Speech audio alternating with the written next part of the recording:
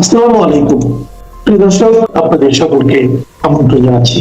এই মুহূর্তে আপনাদের যে গরম খবরটা দিতে আসে সেটা হচ্ছে যে 12ই ফেব্রুয়ারি যে নির্বাচন এটা ভেস্তে যাচ্ছে, এবং এটা ভেস্তে যাচ্ছে, এটা 7 তারিখের ভেতরেই আপনারা সবাই জানতে পারবেন। 6 তারিখ বা 7 তারিখে ডিক্লারেশন হয়ে যাবে যে এই নির্বাচন হবে না। দর্শক, বাংলাদেশে বিদ্যমান রাজনৈতিক প্রেক্ষাপট নিয়ে আরেকটি নতুন নিউজ নিয়ে আপনাদের সামনে হাজির হয়েছি। দর্শক, যার বিশেষাংশ ইতিমধ্যেই আপনারা দেখেছেন, দেখে বুঝতে পেরেছেন ভিডিওটি কতটা গুরুত্বপূর্ণ হতে চলেছে। তাই দর্শক, না টেনে সম্পূর্ণ ভিডিওটি দেখার অনুরোধ রইল। যারা এখনো চ্যানেলটি সাবস্ক্রাইব করেননি তারা দ্রুত চ্যানেলটি সাবস্ক্রাইব করে পাশে থাকা বেল আইকনটি বাজিয়ে দিন। চলুন দর্শক, কথা না বাড়িয়ে ভিডিওর অংশগুলো দেখে আসি। এই মুহূর্তে আপনাদের যে গরম খবরটা দিতে আসে সেটা হচ্ছে যে 12ই ফেব্রুয়ারি যে নির্বাচন এটা ভেস্তে যাচ্ছে, এবং এটা ভেস্তে যাচ্ছে, এটা 7 তারিখের ভেতরেই আপনারা সবাই জানতে পারবেন। 6 তারিখ বা 7 তারিখে ডিক্লারেশন হয়ে যাবে যে এই নির্বাচন হবে না। এবং আজকে রাতে এখন পর্যন্ত যদি নাও জেনে থাকেন, আগামীকাল থেকে দেখবেন যে বিএনপি পিছু টান দিচ্ছে, কারণ বিভিন্ন জায়গায় বিএনপি পেচকিতে পড়ে গেছে। বিএনপি নির্বাচন বয়কটের চেষ্টা চলছে, বিএনপি বয়কট করেও দিতে পারে, এবং করে দেওয়ার সম্ভাবনাই 80%। তাহলে থাকলো বাকি দুই, জামাত আর এনসিপি, এই দুইটাকে দিয়ে নির্বাচন হবে না।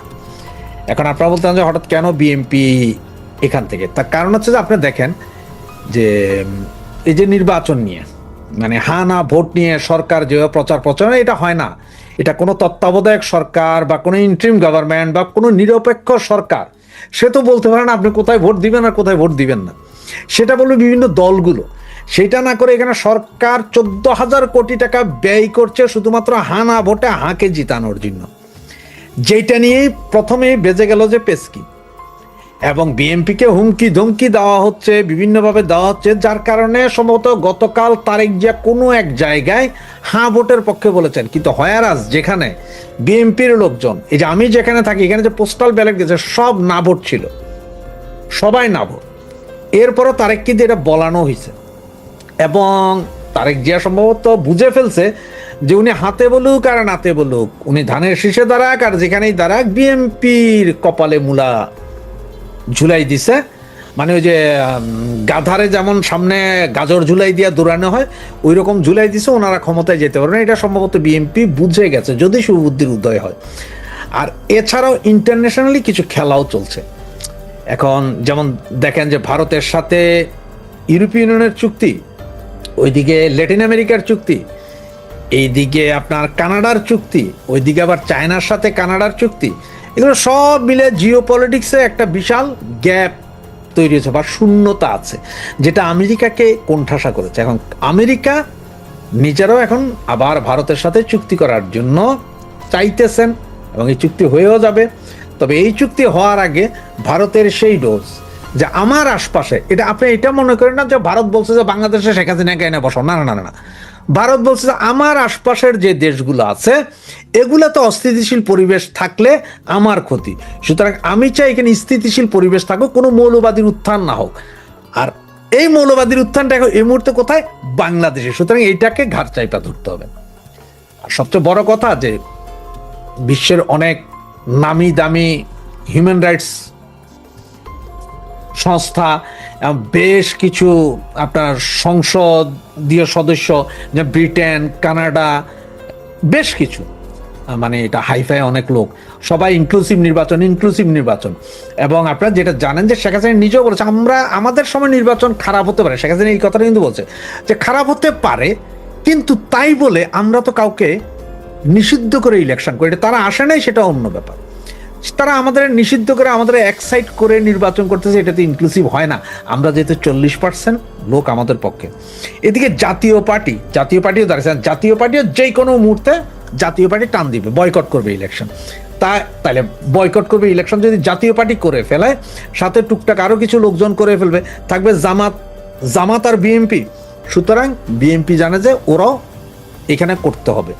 আপনার ঠিক 15ই ফেব্রুয়ারি ইলেকশনের মতোই হতে যাচ্ছে। তার মানে ইলেকশন হবে না 7 তারিখের ভিতরে, এই ইলেকশনটা বয়কট হবে বলে এই মুহূর্তে পর্যন্ত আমার কাছে গ্যারান্টেড নিউজ।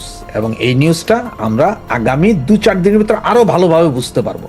সুতরাং দেখতে থাকেন, চোখ কান খোলা থাকেন, যেই মুহূর্তে যে নিউজ আসবে সেই নিউজই আমি আপনাদের কাছে নেব। দোয়া সংস্কারের নামে বহু নাটকের পর যখন আলী রাজার ঐকমত্য কমিশন জুলাই সনদ চূড়ান্ত করে তখন বিএনপি ছিল নাখোশ। দলটির শীর্ষ পর্যায়ের নেতারা কোনো ধরনের রাগ ঢাক না রেখে তখন বলেছিলেন ঐকমত্য কমিশন জুলাই সনদের নামে প্রতারণা করেছে। দলটির মহাসচিব বলেছিলেন বিএনপি নোট অফ ডিসেন্ট লিপিবদ্ধ করার প্রতিশ্রুতি ছিল সনদে, তা বাদ দেওয়া হয়েছে এবং তাতে তারা বিস্মিত। বিশ্লেষকরা মনে করেন স্পষ্টতই বিএনপিকে হাইকোর্ট দেখানোর পরও শুধু নির্বাচনের আশায় দলটি জুলাই সনদে স্বাক্ষর করে এবং জুলাই সনদ স্বাক্ষরের ব্যাপারে বিএনপির বেশি আগ্রহ ছিল। এই জুলাই সনদের কারণে ত্রয়োদশ জাতীয় সংসদ নির্বাচন হচ্ছে অনেকটা ভিন্ন প্রেক্ষাপটে। এবারে প্রথম কোনো সাধারণ নির্বাচনের সঙ্গে পৃথক ব্যালটে হচ্ছে গণভোট। জুলাই জাতীয় সনদের সংবিধান সংক্রান্ত সুপারিশকে আইনি ভিত্তি দেওয়া নিয়ে এই গণভোট। নির্বাচনের তাফসিল ঘোষণার পর থেকে হ্যাঁ ভোটের পক্ষে প্রচার চালাচ্ছে অন্তর্বর্তী সরকার। রাজনৈতিক বিশ্লেষকরা মনে করেন নিজেদের পছন্দসই দলগুলোকে নিয়ে জুলাই সনদ করেছে, আবার সেই দলগুলো নোট অফ ডিসেন্ট গুলো সরকার পাত্তাই দেয়নি। তা সত্ত্বেও সরকারের চেষ্টা হলো এটা নিশ্চিত করা তারাই দুনিয়ার সেরা সংস্কার করেছে।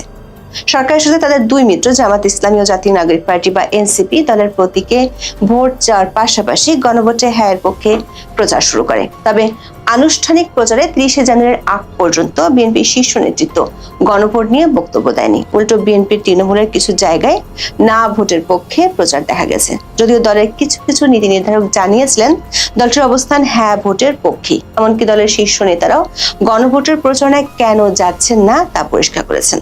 12 ফেব্রুয়ারি ঠাকুরগাঁয়ে সাংবাদিকদের সাথে আলাপকালে দলটির মহাসচিব মির্জা ফখরুল ইসলাম আলমগীর গণভোট সংক্রান্ত এক প্রশ্নের জবাবে বলেছিলেন, গণভোটের প্রচারণার দায়িত্ব বিএনপির নয়, জনগণের দায়িত্ব ভোট দেওয়া। তারা হ্যাঁ বা না যেটা ঠিক করবেন সেটাই হবে। গণভোটের বিরুদ্ধে এর চেয়ে বড় বক্তব্যটি দিয়েছিলেন খোদ দলটির চেয়ারপারসন তারেক রহমানই। 13 নভেম্বর জাতীয় বিপ্লব ও সংহতি দিবস উপলক্ষে বিএনপি আয়োজিত সভায় লন্ডন থেকে ভার্চুয়ালি যুক্ত হয়ে বক্তব্য দেন তারেক রহমান। সেদিন তিনি বলেছিলেন, এই সময় গণভোটের চেয়ে আলুর ন্যায্য মূল্য পাওয়া এবং পেঁয়াজের সংরক্ষণাগার স্থাপন কৃষকদের কাছে অনেক বেশি গুরুত্বপূর্ণ। বলেছিলেন আলু চাষ করে আলু চাষিরা এবার প্রায় 3000 কোটি টাকা লোকসানের আশঙ্কা করছেন। অপরদিকে আমরা দেখি দু একটি রাজনৈতিক দলের আবদার মেটাতে গিয়ে কথিত গণভোট যদি করতে হয় রাষ্ট্রকে প্রায় সম পরিমাণ টাকা গচ্চা দিতে হবে। এমন পরিস্থিতিতে লোকসানের মুখোমুখি এসব আলু চাষির কাছে এই সময়ে গণভোটের চেয়ে মনে হয় আলুর ন্যায্য মূল্য পাওয়াটা অনেক বেশি গুরুত্বপূর্ণ। কিন্তু মাত্র 1.5 মাসের মধ্যে তারেক রহমান হঠাৎ করে নিজের অবস্থান পাল্টান। গত 30 জানুয়ারি রংপুরে নির্বাচনী জনসভায় তারেক রহমান নির্বাচনে ধানের শীষ প্রতীকে ভোট দেওয়ার পাশাপাশি সংস্কারের পক্ষে গণভোটে হ্যাঁর পক্ষে ভোট দেওয়ার আহ্বান জানান। বলেন জুলাই সনদকে সম্মান করতে হবে, সেজন্য ধানের শীষ যেমন সিল মারার পাশাপাশি হ্যাঁর পক্ষে রায় দেওয়ার অনুরোধ জানান তিনি। তারেক রহমানের এমন আকস্মিক প্রচারে বিষয়টি নিয়ে বিএনপির ভেতরে ও বাইরে ব্যাপক আলোচনা হয়। জামাত ও এনসিপি হ্যাঁ ভোটের পক্ষে প্রথম দিন থেকে প্রচার শুরু করেছিল। 22 জানুয়ারি থেকে নির্বাচনের আনুষ্ঠানিক প্রচার শুরু হয়। সেদিন সিলেটে নির্বাচনী প্রচার শুরু করেন বিএনপির চেয়ারম্যান তারেক রহমান। সিলেটে জনসভা শেষে সড়ক পথে ঢাকায় ফেরার সময় আরো 6টি নির্বাচনী জনসভা করেন তিনি। এসব সভায় বিএনপির পক্ষ থেকে গণভোটের বিষয়ে কোনো বক্তব্য দেওয়া হয়নি বলে জানা গেছে। এরপরেও তিনি দেশব্যাপী যেসব প্রচার সভা করেছিলেন 30 জানুয়ারির আগে কোনোটি হ্যাঁ বা না এর পক্ষে কোনো কথা বলেননি। অন্যদিকে 22 জানুয়ারি রাজধানীর মিরপুরে জামাত ও এনসিপি নেতৃত্বাধীন জোট নির্বাচনী জনসভা করে। সেখানে নেতারা জোটের প্রার্থীদের পক্ষে ভোট চাওয়ার পাশাপাশি গণভোটে হ্যাঁ ভোট দিতেও জনগণকে অনুরোধ করেন। গণভোটে হ্যাঁ এর পক্ষে প্রচারের জন্য 238টি আসনে দলীয় প্রতিনিধি ঘোষণা করেছে এনসিপি।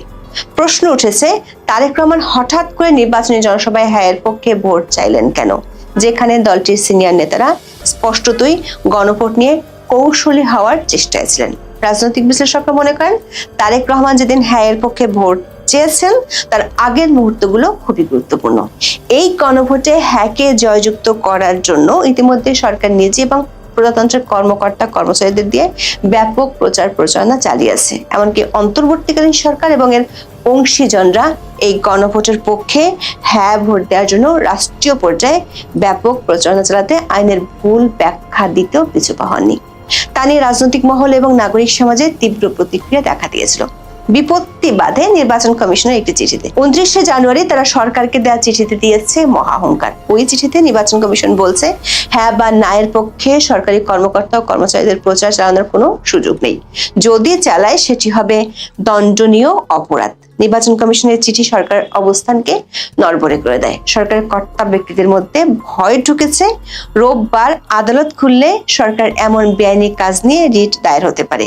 আর এই আইনি কাজে বিএনপিপন্থী আইনজীবীদের থাকার আশঙ্কা করছে সরকার ও বিএনপির একাধিক সূত্র বলছে অধ্যাপক আলী রিয়াজ সহ সরকারের বেশ কয়েকজন শীর্ষস্থানীয় ব্যক্তি নির্বাচন কমিশন থেকে চিঠি পাওয়ার পর বিষয়টি সামাল দিতে রাজনৈতিক দলগুলোর সাথে যোগাযোগ করে। মিত্র কয়েকটি দলের সুপারিশ ছিল বিএনপিকে হ্যাঁ ভোটের পক্ষে নামাতে না পারলে সরকারের মিশন হ্যাঁ ভোট বেচতে যাবে। সেক্ষেত্রে বড় ধরনের কারচুপি ছাড়া হ্যাঁ জয়ের কোনো আশাই দেখেন না সরকারের মিত্ররা। কারণ এরই মধ্যে জাতীয় পার্টি ও বামপন্থী দলগুলো প্রকাশ্যে ঘোষণা দিয়ে না ভোটের পক্ষে নেমেছে। অন্যদিকে কার্যক্রম নিষিদ্ধ থাকলেও ভোটের মাঠে একটি বড় শক্তি হলো আওয়ামী লীগের vote bank. No vote no ভোটের প্রচারে নেমেছে দলটি। তারপরও দলটির সমর্থক যারা ভোট দিতে যাবে বা যেতে বাধ্য হবে তারা না ভোট দেওয়ার সম্ভাবনা বেশি। এমন পরিস্থিতিতে বিএনপির তৃণমূলে না ভোটের প্রচারের পর হ্যাঁ ভোটের প্রচার নিয়ে সরকার ও নির্বাচন কমিশন মুখোমুখি অবস্থানে নেমে যাওয়ায় সরকারের চোখে সর্ষে ফুল দেখতে পায়। প্রশ্ন হলো যে তারেক রহমানের কাছে গণভোটের চেয়ে আলুর দাম বেশি গুরুত্বপূর্ণ ছিল, তার মুখে হঠাৎ হ্যাঁ ভোটের পক্ষে কথা শোনা গেল কেন? বিএনপির সিনিয়র দুজন নেতা মনে করেন বিষয়টি সহজেই বোঝা যায় যদি আপনি গত 18 মাসে তারেক রহমানের সিদ্ধান্তগুলো দেখেন। নির্বাচনের জন্য তারেক রহমান সরকারের বহু সিদ্ধান্ত মেনে নিয়েছেন যেগুলো প্রথমে বিএনপি বিরোধিতা করেছিল। এমনকি দেশের মুক্তিযুদ্ধ থেকে শুরু করে মব সন্ত্রাসের বিরুদ্ধে তারেক রহমানকে কখনোই সরকারের বিরোধিতা করতে দেখা যায়নি। সূত্রগুলো বলছে সরকারের শীর্ষ পর্যায় থেকে বিএনপিকে বলা হয়েছে সরকার অন্য দুই মিত্র হ্যাঁ ভোটের পক্ষে প্রকাশ্যে প্রচার চালালেও বিএনপি এই বিষয়ে নিশ্চুপ আছে, এমনকি কোথাও কোথাও বিরোধিতা করছে। আর তাতে মানুষের কাছে বার্তা যাচ্ছে বিএনপি না ভোটের পক্ষে কিংবা গণভোটের পক্ষে নয়। সরকারের এমন বক্তব্যে বিএনপির পক্ষ থেকে বলা হয় সব রাজনৈতিক দলগুলো যদি সংস্কার প্রস্তাব নিয়ে একমত হয় তাহলে গণভোটের প্রয়োজন কি? তবে সরকার উচ্চ পর্যায় থেকে বিএনপিকে জানানো হয় বিএনপি হ্যাঁ ভোটের পক্ষে না নামলে অন্য দুই মিত্র নির্বাচন থেকে নিজেদের সরিয়ে নিতে পারে। এমন হুমকিতে ক্ষমতায় যাওয়ার জন্য একটি নির্বাচনের আশায় সরকারের বহু অনৈতিক ও বেআইনি প্রস্তাব এরই মধ্যে মেনে নেয়া তারেক রহমান পড়েন বিপাকে। সরকার যে তারেক রহমানকে একটি ধাক্কা দিয়েছেন সেটি আবার কৌশলে বলেও ফেলেছেন জামাতের আমির ডক্টর শফিকুর রহমান। 31শে জানুয়ারি কেরানীগঞ্জে শাক্তা উচ্চ বিদ্যালয় মাঠে নির্বাচনী জনসভায় তিনি বলেন জাতির ধাক্কা খেয়ে এখন কেউ কেউ হ্যাঁ ভোটের পক্ষে কথা বলছে। পরিষ্কারভাবে বিএনপির দিকে ইঙ্গিত করে তিনি বলেন জুলাই সংস্কার প্রস্তাবগুলো যাবে, গণভোট হবে। তারা বলে যে গণভোট আবার কিসের? এতদিন চালাচালি করে এখন যখন জনগণ জবাব চাচ্ছে তখন তারা গতকাল থেকে একটু একটু বলা শুরু করেছে। আসলে এরই বলে ঠেলার নাম বাবাজি। এ জাতীয় যারা ধাক্কা দেয় তাদের ছেড়ে দেয় না। বিএনপির সূত্রগুলো বলছে যে ধাক্কাতেই তারেক রহমান হ্যাঁ ভোটের পক্ষে কথা বলুক না কেন বিষয়টি নিয়ে দলের সিনিয়র নেতাদের মধ্যে তীব্র প্রতিক্রিয়া দেখা দিয়েছে। কারণ নির্বাচনী প্রচারের শুরু থেকে দলটির নীতি নির্ধারকদের সিদ্ধান্ত ছিল জুলাই শরৎ নিয়ে গণভোটের প্রশ্নে কোনো নোট অফ ডিসেন্ট রাখা হয়নি। এ কারণে দলের ভিতরে হতাশা তৈরি হয়। তাই গণভোটকে অগ্রাধিকার তালিকার একেবারে নিচের দিকে রাখার পরিকল্পনা নিয়েছিল দলটি। বিএনপির স্থায়ী কমিটির বেশ কয়েকজন সদস্য বলেছেন দল যদি হ্যাঁ ভোটকে সমর্থন করে তাহলে জনগণ এবং প্রতিদ্বন্দ্বীরা তাদের রাজনৈতিক অবস্থান নিয়ে প্রশ্ন তুলবে, কারণ তাদের নিজস্ব দাবি গণভোটের প্রশ্নে প্রতিফলিত হয়নি। আর যদি তারা না ভোটের জন্য প্রচারণা চালায় তাহলে এটি হ্যাঁ ভোটের জন্য প্রচারণা চালানোর অন্যান্য দলের সঙ্গে সাংঘর্ষিক হতে পারে।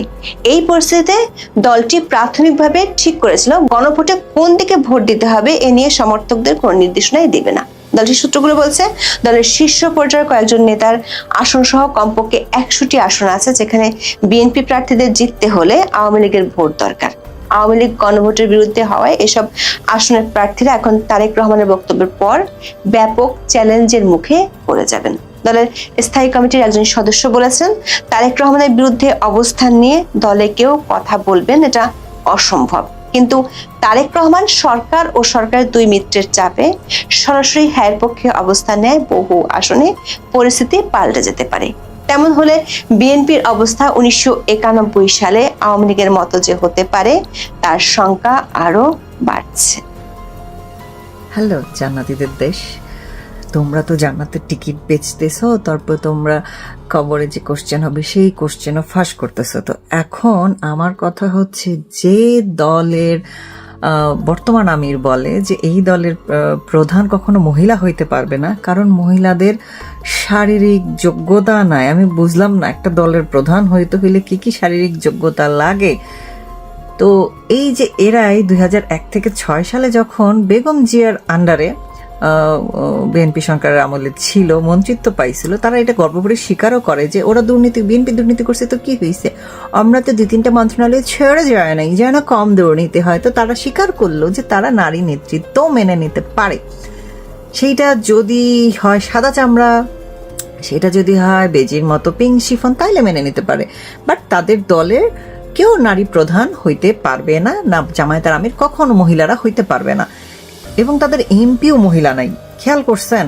করেন নাই তো যাই হোক, কিন্তু খেয়াল করবেন এই বিশেষ দলের ভোট চাইতে আপনার বাড়িতে কারা আসে? কালা কালা বস্তা পিন্দে, মুখ ঢেকে, হাত ঢেকে, নাক ঢেকে, চোখ ঢেকে তারা আসে ভোট চাইতে এই দলের পক্ষে। ভাবতে পারেন, যে দলের লোক মানে মাথারা তাদেরকে কোনো কাউন্টিং এর মধ্যেই রাখে নাই, তাদেরকে হিসাবের মধ্যেই রাখে নাই, তাদেরকে হিসাবের বাইরে ফেলে দিয়েছে লাথি মেরে, তারা নাকি ওই দলের পক্ষে ভোট চাইতে আসে। ভাবতে পারছেন আইডেন্টিটি এই মহিলাগুলোর মাথায় কি? এই মহিলাগুলোকে কি দিয়ে বশ করছে এরা? এদের ওই যে নারী প্রধান দলের প্রধান হইতে যে জিনিসটা লাগে, ওই জিনিসটা দিয়ে কি এদেরকে এরকম করছে? নাকি ধরেন আমরা যেটা জানি যে ওই বিশেষ দলটা জামাত শিবিরের দলটার যারা বউ হয় তারা আসলে একজনের বউ হয় না, তার গণ বউ হয়। কারণ আমরা দেখছি 501-এর মানবিক বিবাহ, তো এরকম প্রচুর বিবাহ হয়তো হয়ে থাকতে পারে। নাইলে দেখেন, যে দলে কোনোদিন তাদের ভোট দেওয়ার অধিকারই রাখে না, যে দলের কাহিনী হচ্ছে বলে যে আমরা মেয়েদের চাই না, মেয়েরা ঘরের বাইরে আসুক, সেই দলের পক্ষে এরা প্রচারণা চালায় বেটিগুলা পুটকির কাপড় তুলে ল্যাংটা হয়ে। রহস্যটা কি? রহস্য যে ওইখানে, বুঝছেন, ওই যে দলের প্রধান হইতে হলে যে জিনিসটা লাগবে ওইখানে। বুঝতে পারছেন যে ভাগে যোগে খায় সবাই মিলে জুলে। তো মনে করেন buy one get so many one, একটা কিনলে 1000টা ফ্রি, আনলিমিটেড ফ্রি, এরকম ব্যাপারটা। তো এই জন্য মনে হয় বেশি মজা লাগে। তো এরা আবার দেখবেন আপনাকে বলবে যে ভেস্তে যাইতে পারবেন এই টিকিট দিলে। তো বেহেশতের টিকিট যেহেতু কিনতেই আছেন এদের কাছ থেকে, তাইলে একদম দলিল করে নেবেন কোথায় কতটুকু কি পরিমাণে বেহেশতের জায়গা আপনাদের জন্য বরাদ্দ করছে, সেই প্রমাণটুকু এদের কাছ থেকে নিয়ে রাখবেন গেডি দইরা, বুঝছেন। আর যদি আপনার কাছে চাইতে সে, তাইলে বলবেন যে তাইলে আপনাদের দলের একটা মহিলা এমপি নিয়ে আসেন, আমরা তাকে ভোট দিব। বা আপনাকে একটু দেখি আপনি কে ভাই, মানুষের মুখ না দেখে তো আসলে পরিচয় নিশ্চিত হওয়া যায় না, এটা যদি বলেন, এবং তারপর তারা বলবে যে বেগানা নারীদের মুখ দেখাইতে নাই, তাইলে বেগানা নারী হয়ে তারা রাস্তাঘাটে বাইরে পড়ছে কি জন্য ভোট চাইতে? আমি বুঝলাম না।